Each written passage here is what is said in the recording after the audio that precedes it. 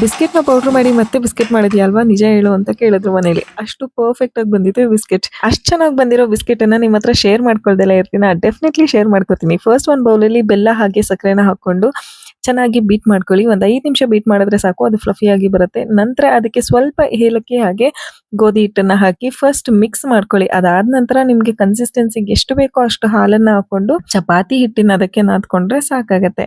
ಮೆಷರ್‌ಮೆಂಟ್‌ನ ಕ್ಯಾಪ್ಷನಲ್ಲಿ ಹಾಕಿರ್ತೀನಿ, ಚೆಕ್ ಮಾಡ್ಕೊಳ್ಳಿ.